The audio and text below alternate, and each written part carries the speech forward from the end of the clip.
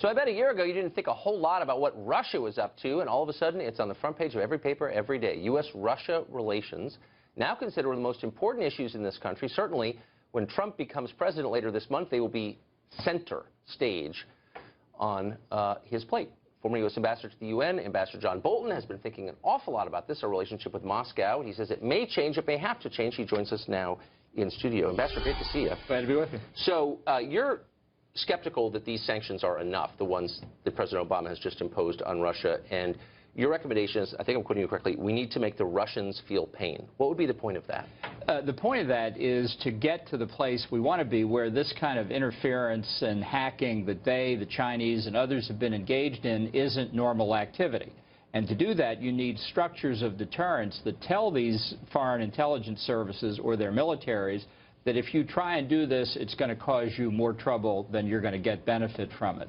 Because otherwise, we face the prospect that this is going to continue, it's going to expand, and that's trouble for us. We're not ready for it. We don't have adequate defenses. We don't have adequate offenses at the moment. So the North Koreans have been under, in effect, sanctions for 50 years, okay? And they're one of the poorest countries on the planet. I'm not talking about economic sanctions. No, but what's so interesting, though, is any kind of sanctions. I mean, they have basically no contact with anybody but China, and yet they hack. They flooded the world with methamphetamine with counterfeit $100 bills. I mean, they caused a lot of mischief, even though they're a pariah. So why would it work with Russia? Well, because the theory is that they need to understand that we're simply not going to sit back and allow this to happen. And unfortunately, their experience over the past years is precisely that is what will happen. We don't see either evidence or commentary from the administration on what they've done in response not only to earlier examples of Russian hacking, but, for example, China stealing what are estimated to be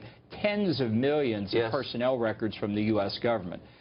Indeed, what was leaked out of the administration was a long list of reasons why they can't make up their mind what to do. And I think when you fit what happens in cyberspace with the overall Obama worldview and foreign policy, it's an approach that very much limits the assertion of American interest and constantly ties us down in ways that others take advantage of. So I don't see cyber as being different from a range of other international threats that we faced inadequately for 8 years. But I mean, are we sure? I mean, we know that the Russians have hacked into all kinds of systems, including the White House computer system a couple of years ago. But are we absolutely positive that they were working to throw this election for Trump? Why would they do that? Trump has promised to make America more assertive, to rebuild our military.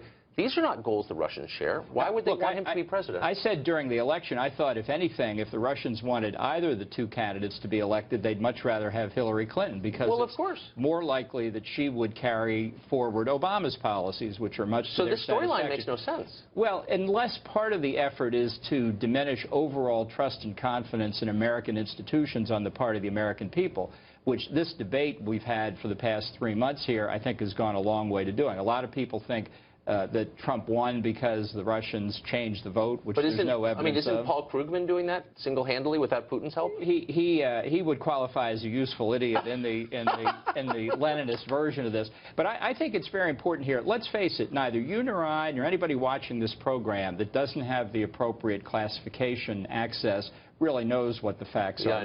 That's why. But so talk's cheap. That's why this meeting between the president-elect and the intelligence community, I think it's supposed to be this week, where they go over the data, is going to be so important. I haven't seen it. I have talked to senators who have seen it.